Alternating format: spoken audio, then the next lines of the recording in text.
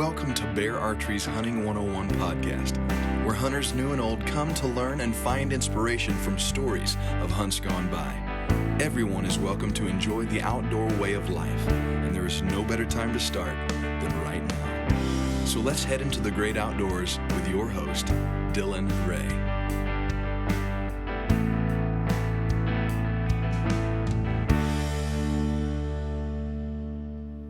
All right, guys, welcome to Bear Archery's Hunting 101 podcast. We are joined by what I consider to be a legend and what I have heard referred to by many people as a legend, Mr. Harv Ebers. Harv, I don't know, I know you wouldn't call yourself a legend, but anybody I talk to, they say, oh, Harv Ebers, yes, you need to go shoot with him and learn how to shoot with that guy. So thank you for having us in your home. It's been a pleasure shooting with you today. Give us a quick introduction to yourself.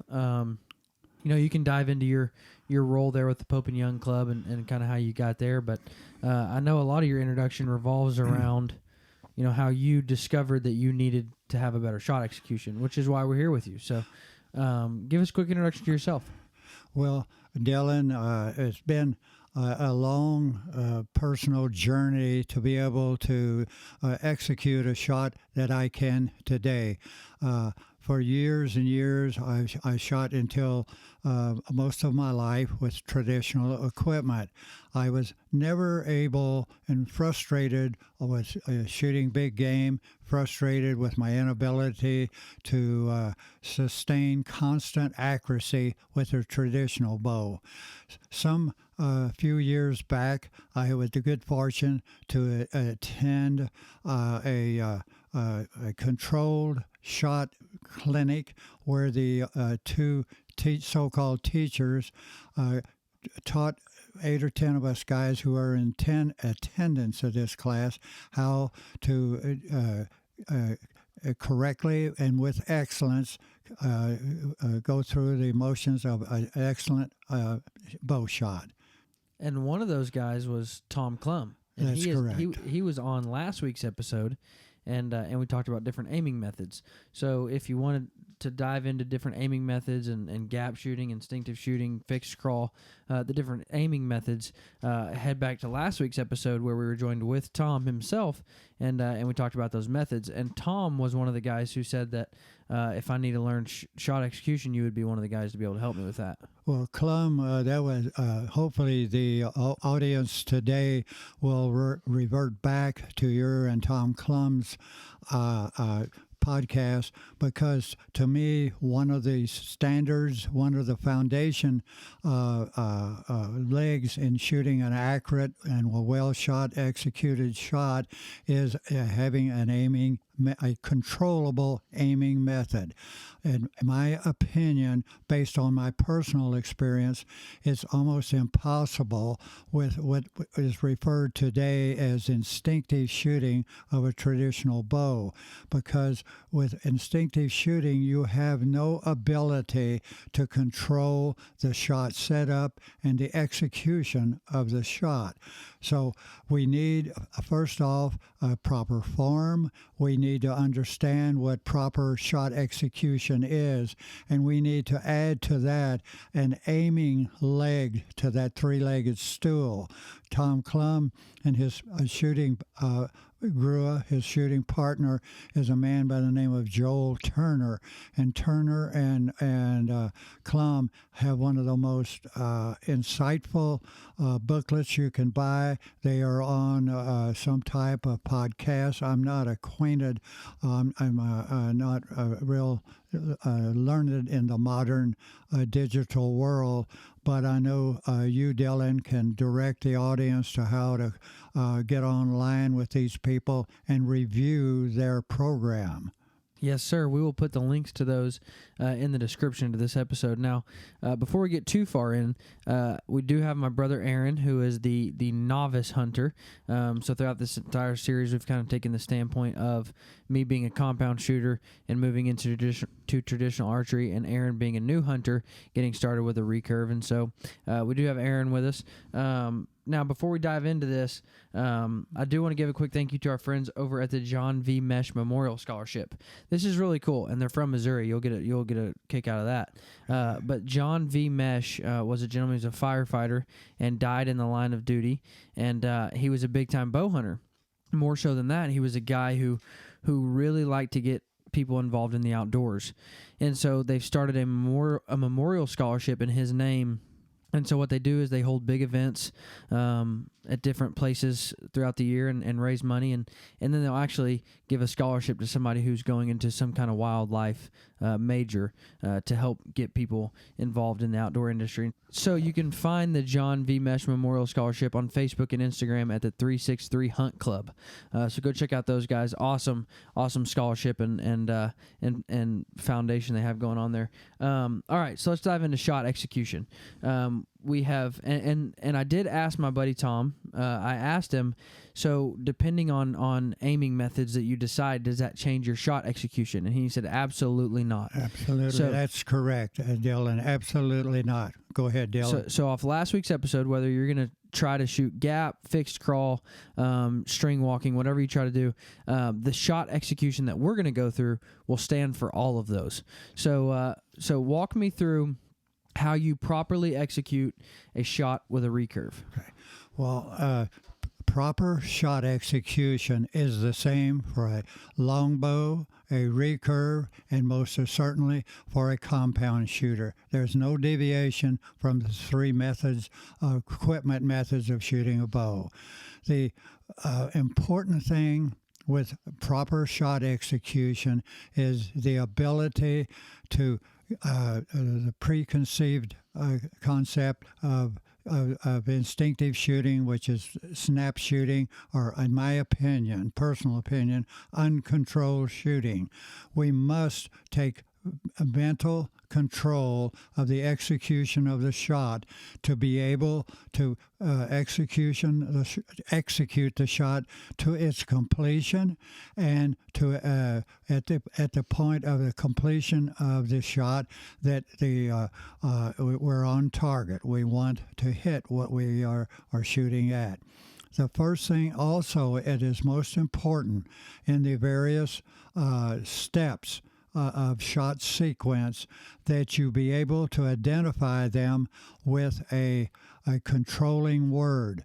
If you don't, your subconscious will take over and just mull it all together in the form of a doink, doink, doink. You want a very controlled shot setup. And you control your shot setup with cues, these cues are word cues that you can establish. It can be 1, 2, 3, A, B, C, or some other cue of words. But initially, let us go into the way I execute a shot, and all good controlled shooters execute a shot. You initially locate your target. If it's a deer, you just preemptively glance at the elbow or what have you.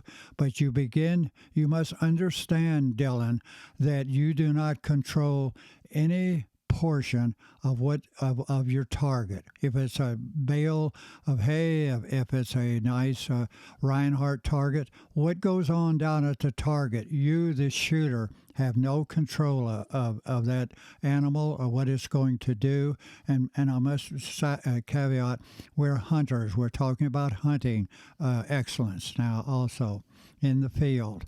So we can, however, control all of the steps, all of the pieces of correct shot execution. So we've preliminarily located the target. Let's just say the elbow on that deer we're wanting to hit out there at 20 yards. We first off, we set our hand placement. It's important, and there's all kind of articles in our magazines and what have you. Proper hand placement on the grip of the bow. You can review different comments on hand placement and what have you. But it's most important that you locate it on the so-called fat portion of the thumb, and that where you get bone to bone with the whenever you make your draw. You set your hand with the word of grip. You use the word hook. You hook onto the string. We're talking about now hooking on the string with our fingers. Another little side caveat. It's most important that you break the habit of the split-fingered Mediterranean hook on to the string. In my opinion, the only way to be a real successful aimer, notice I use the word aim, is to use the three fingers under. Also, you add to that importance with a shot crawl that Mr. Klum has explained in his podcast previously. So we're hooked on the string. I use the expression in my mind silently, hook. Then I go, I take suck a big breath of air, and I go to my draw. And next thing I do is I use the word anchor. I get comfortable and set my anchor. All of this just takes fractions of seconds, but you go through the word process.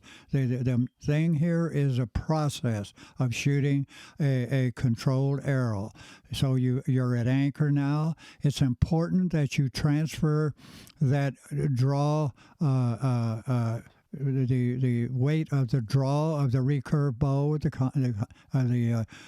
long bow, that you convert from your biceps to your deltoids, that you roll your shoulder, you roll your elbow to the rear behind your ear, and you use a verbal word elbow or shoulder, whatever you want to use as a word cue to roll that elbow back behind your ear to get into your back. Your back is now holding all of the weight of that bow. Now you can use the word spot if you're shooting at a target or if you're shooting at a deer. Remember, all of us, whether you're young or old, we're taught on an animal, pick a spot. I use the next word. I use the word in my mind, the word spot. It causes me to pick out the elbow, the crease of the deer. And then from there, I'm a gap shooter. Mr. Klum went through the aiming system of gap shooting. You, Dylan, I noticed in our shooting fun today that you're a gap shooter. So then you set your gap. All of these, from the word spot to setting your gap, just takes fractions of a second. We're not taking seconds or minimum. It just flows. But it's important that words control this shot setup.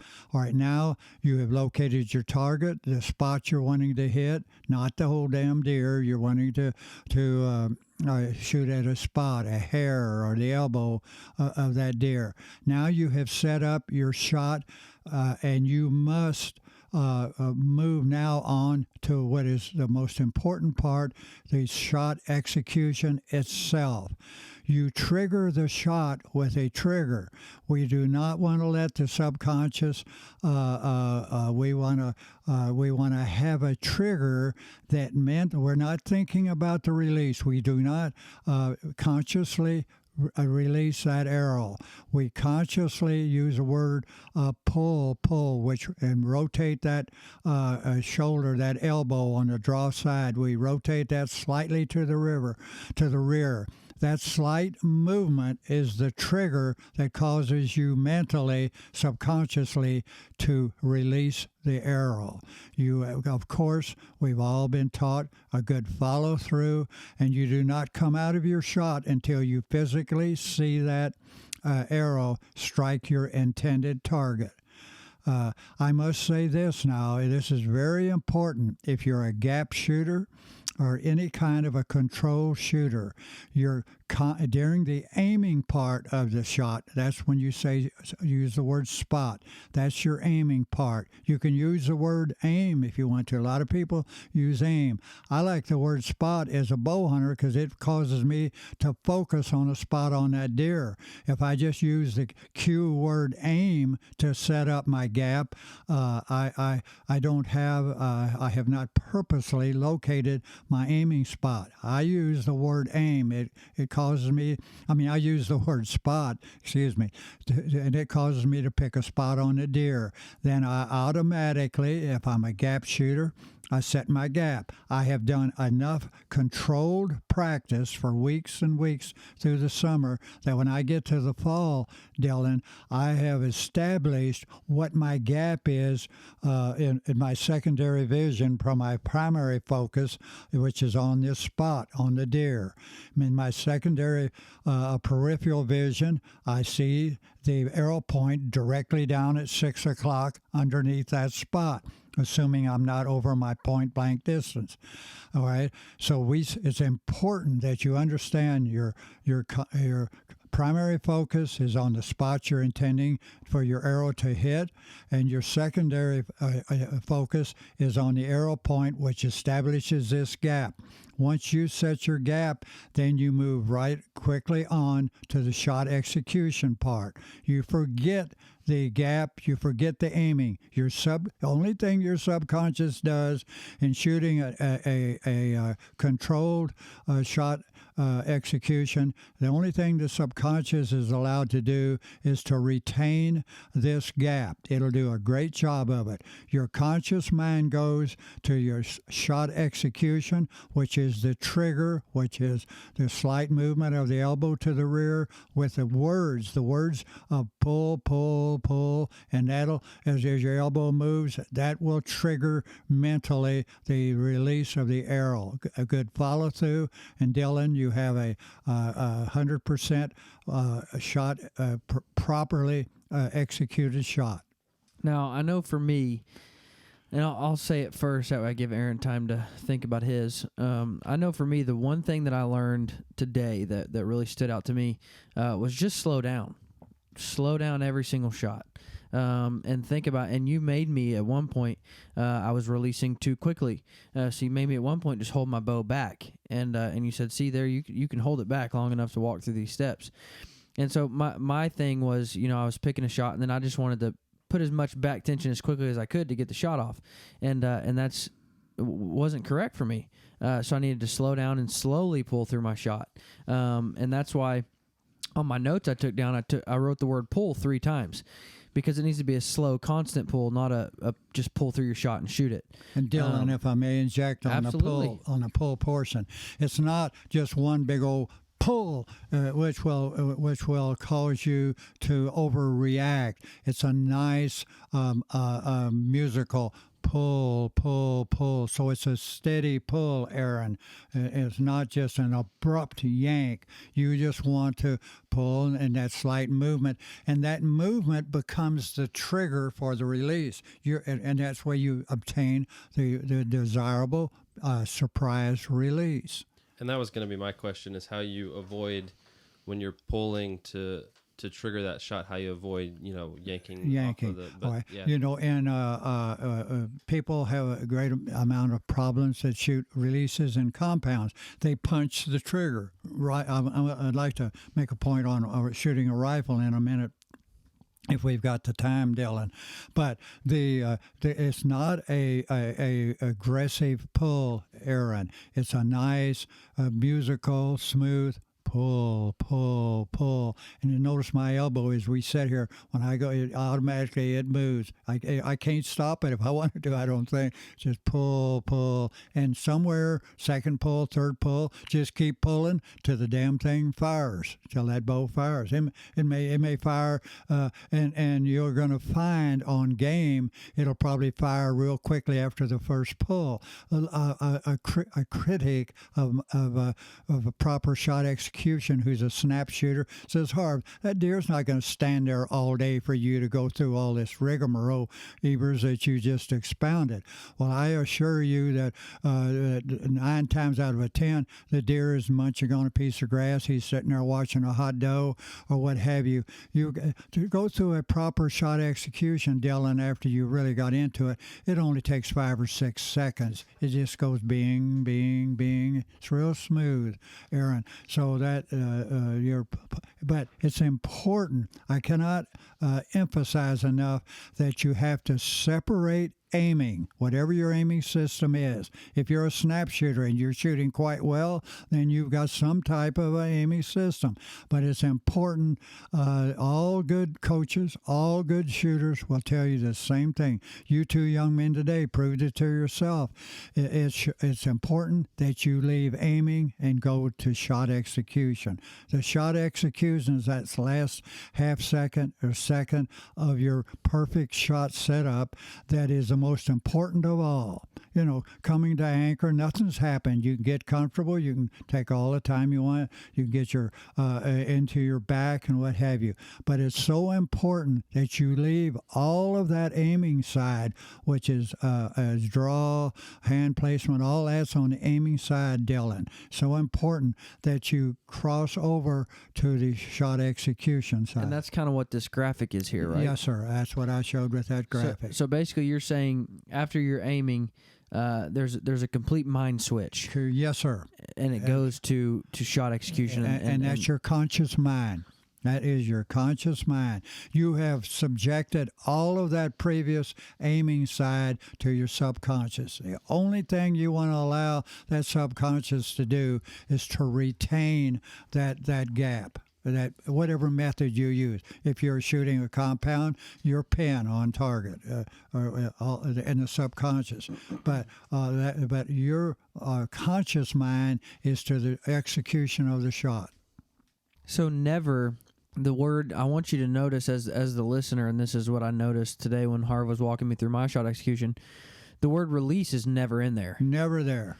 You just pull, and the string will roll out of your fingers, and all of a sudden your arrow's on the target. There's a portion, I won't get into it, but in Mr. Turner's excellent book on shot execution, he describes that portion of your brain that your pull, Eric, triggers something in your brain, and your brain surprisingly to you releases the string. You have no control over that release. You control the trigger that causes that release. Okay. Now, do you have any questions so far? That's the only one I've got so far. So, see, it's hard. It's hard when it comes to questions because you've already walked us through it today. Yes. And so I do want to mention that Harv is going to. You can head over to Bear Archery's YouTube and find the video of Harv walking us through and showing us all of these points. And you know, it's just a quick little short video, but it's something that'll show you Harv actually walking through these 5 words, 5 or 6 that you use. They're cues in your mind, and what they actually mean and what they actually do. So head over and check out that video. Harv, how many world records have you harvested? None.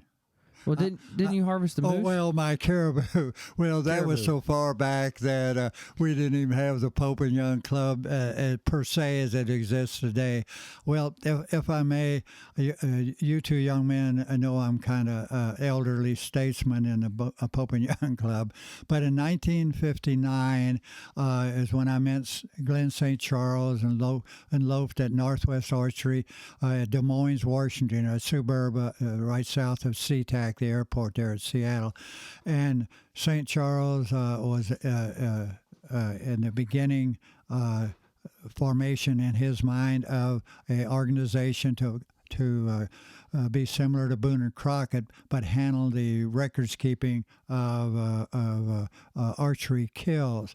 So I was determined. I had read in various Outdoor Lives and what have you about caribou hunting in Alaska. I had an engineering job that would send me to Alaska. So bottom line is, Dylan, I got to bow hunt in October, late September, October of 1959, up in the Mountain McNeil area on the Nelchina herd of barren ground caribou. I was lucky that I shot, and notice I said the word, I shot and killed a record class caribou. You got to understand, you may edit this if you so desire, but I don't think I've never harvested a damn animal in my life. I've shot and killed a bunch of damn animals, but the word harvest is if I'm a wheat farmer. But leaving that all, that's one of my pet peeves in life.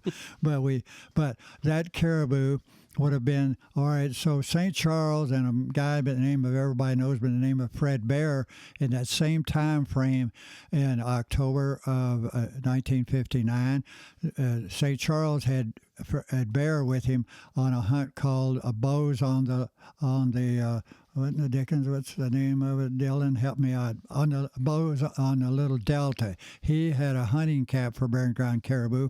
Bear shoots a big old caribou of 400 and some points. So I think I shot my caribou, according to St. Charles, a week ahead of Bear's caribou. My caribou scored 402 and 5/8.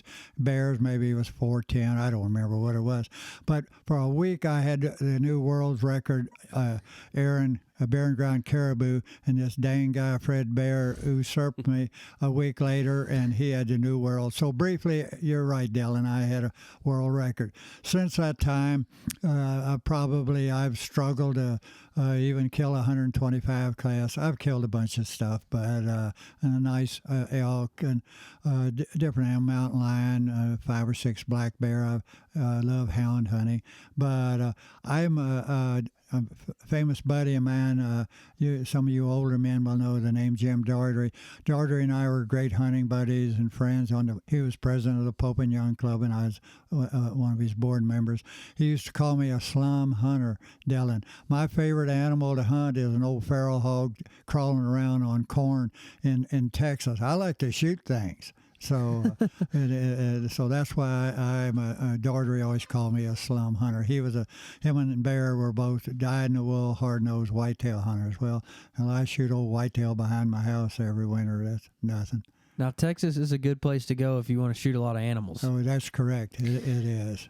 Before we move on, I do need to give a quick thank you to our friends over at American Hunt. American Hunt is an online platform where you can log on and lease land by the day. So it is a Airbnb-style land leasing. So you can list your land on there if you're looking to get some cash flow off your land, but also if you're driving across the great state of misery, is what I call it, the great state of misery, and you decide, man, I want to go bow hunting tomorrow, but I don't have anywhere to go. You can log on American Hunt, find a property, and lease that land by the day. Okay. So a really cool concept. Go check out AmericanHunt.com. You were friends with Fred Bear. Yes. Personal friends. Bear had a wonderful personality, and he was very kind to me. I was on the board, I blessed Dylan, I was on the board of directors of the Pope and Young Club for some 30 years of my life. And if I recall, around 1978 or 77, Bear was, for one term, was on the board of directors. So I got to know Bear quite well when I was on the board with him of the Pope and Young Club. You told me one time you said he was a ladies' man. Well, he was. Fred was the most fun guy to be around. I know he always had a sparkle in his eye and an appreciation for a pretty lady. Now, that's a good way to put it. And that's a polite way of put it. However, I could say this old man Ebers you're talking to, my wife would tell you I've always had a sparkle in my eye and appreciation just like Bear for a pretty lady. So I'll leave it at that. Now, Fred Bear was big on field notes. So what's one, and I know you've shared on a video with us one time, a field note. What's one field note you've taken over the years that I can take and put in my back pocket and make myself a better hunter with? Well, There's so many podcasts, or so many DVDs, or so many books on the various ways to hunt the different 29 species here in North America, or on ground blinds, pop-up blinds, and what have you. The greatest thing to success, Dylan, to be a successful hunter is developing confidence. And the confidence begins with the ability to accurately shoot your bow, whether it's a compound, a longbow, or a recurve. Without confidence in your shooting ability, I don't give a dang how great a hunter you are. You're going to have a lot of frustrated hunts because you're not going to close the deal, so as to speak. Now, let me just give you a piece of encouragement as the listener. If you, I have been shooting my recurve now for, 3 months, 4 months, and I struggle with confidence. Why? Because it's hard. I mean, it's just hard. But after today, my confidence has skyrocketed. I don't know about you, Aaron, but just learning from somebody and having Harv walk me through and show me the process has given me so much confidence. So I would encourage you, find an instructor. Those guys at Rocky Mountain Specialty Gear, Tom and Joel, great guys, great instructors. There's also a lot of online instructors. Clay Hayes puts out a lot of great videos. So find an instructor, learn from them, digest all the information you can about shot process and how to properly execute a shot, and it'll give you confidence to know, I'm not just making this up, I'm not just guessing, I'm not just trying it and seeing if it works, but this is proven, this is tested, this is how you're supposed to do it. So I would just encourage you, find somebody to teach you, find a mentor, and I'm just so lucky enough to have Harv, one of the greatest of all time, be my mentor. So, and you mentioned earlier when you were walking us through shooting, avoiding that, when the deer steps out and you just freak out and everything goes to crap. Having those word cues and that very structured process to walk through, I'm guessing that helps build that confidence as well. When it comes time to take that shot, you're confident in those steps and you know exactly what you're supposed to do. Aaron, where you gain this confidence is like you two young men today working with the proper shot execution exercises. Then when that animal steps up there, you're not adoring his body weight. He's a 7-point on each side. He's I can see his rack on my wall. Without a shot process technique of shooting your bow, you have no way of controlling your shot execution. With a shot setup process, then your conscious mind is busy. It's not admiring that deer or, oh my God, he's going to run. If he runs, he runs. You don't control that animal down there, whether he's a nice axis deer in Texas and behind high fence or what have you, or one of my big hogs over corn. I know that if I pretty well have guessed my distance, I've shot enough with proper shot control. I've got an aiming system, the best aiming system, Dylan, without a doubt, and I've tried them all, with a proper shot execution is gap shooting. You two men was doing gap shooting today, and you can control your misses.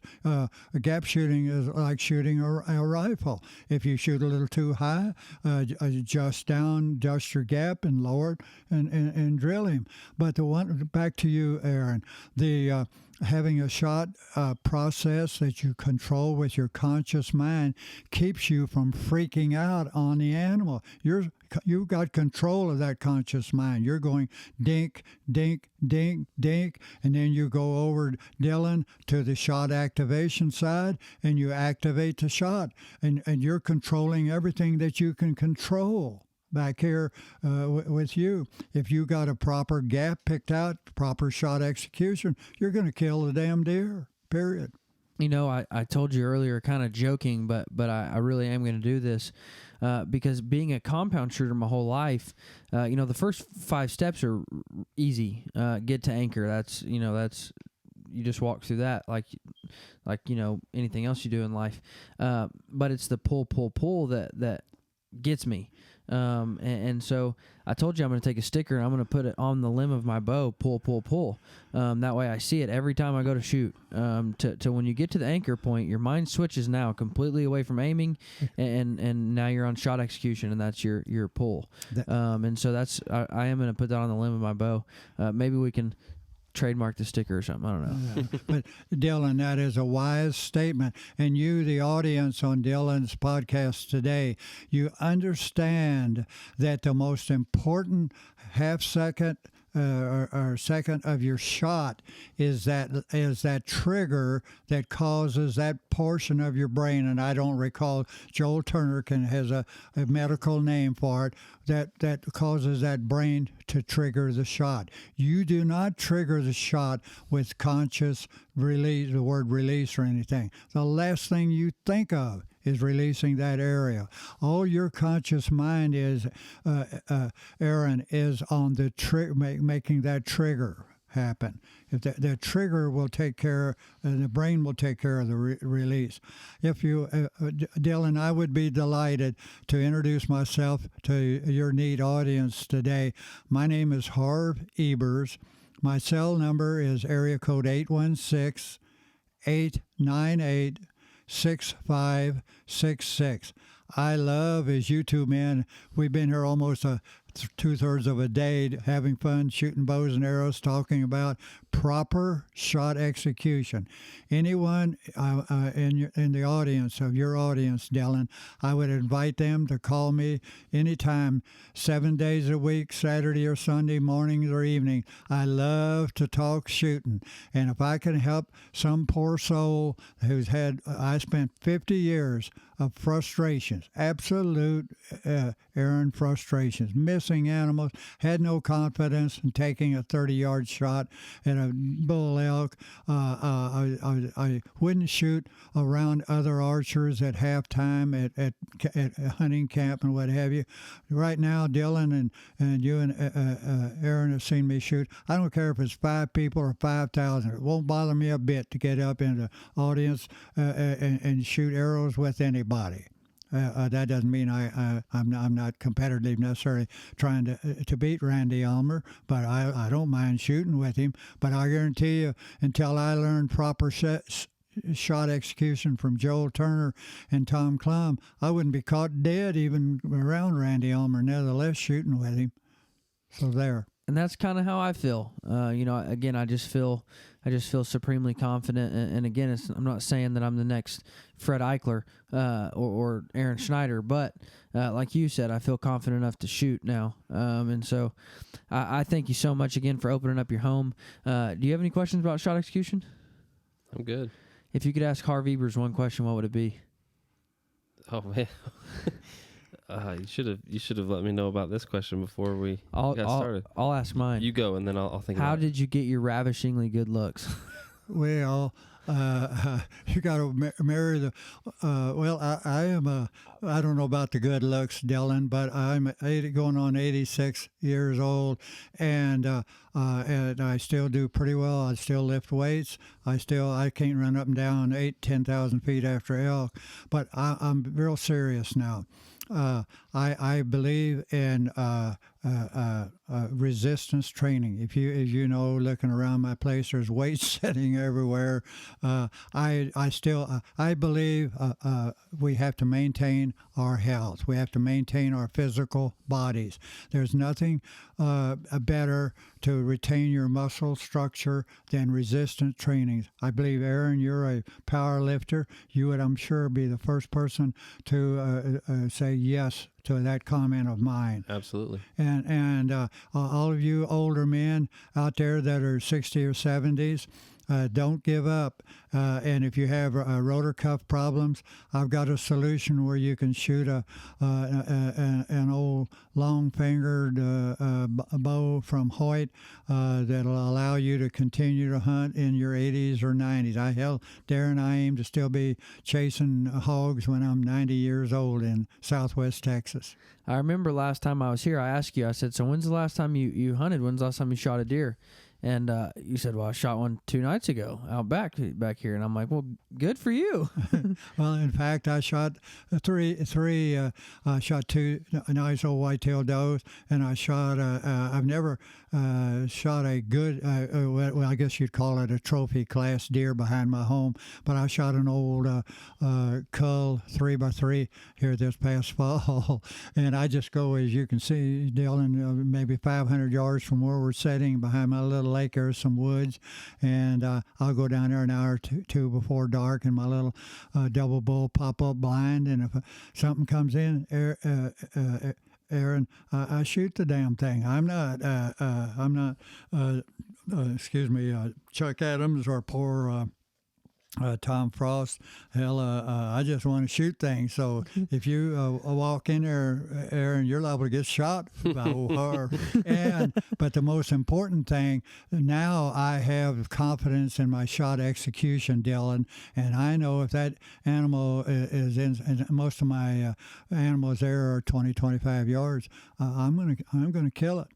Period. But I guarantee you, 5 or 6, 8, 10 years ago, I wouldn't know whether that arrow was going to go under his belly or over his head. So people out there listening to that, if any of this, of Dylan's excellent work here today with Bear Archery, if any of this fits your mojo of being a snap shooter, a drive-by shooter, and you want to, first time in your life, claim control over your shooting process, you get a hold of Tom Klum or Joel Turner. Bear Archery will have their phone numbers and information, I give you my cell phone, and I'll be delighted to discuss this with you. So, Harv, thank you so much for coming on. Guys, thank you for listening. Again, if you're questioning aiming methods, head back to last week's episode with Tom and give that episode a listen. Before we go, I do need to give another quick thank you to our friends over at Wise Eye Technology. They make some of the most advanced cellular trail cameras on the market. Harv, I don't know how you feel about cellular trail cameras, but these are the finest. You can log on and they have an app, and you can see, you can pattern your deer when they're coming in compared to moon phases and weather, and they even have game recognition technology, so it puts all your bucks in one folder based off of antlers, so it'll classify your deer. So if I want to see, all of the deer that I nicknamed Sticks, and when he's come in and when he's showing up, where he's going, I can log on, open that folder, and just look at pictures of him. So go check out Wise Eye Technology, because they are absolutely fantastic. Guys, thank you for listening. You guys have a great week.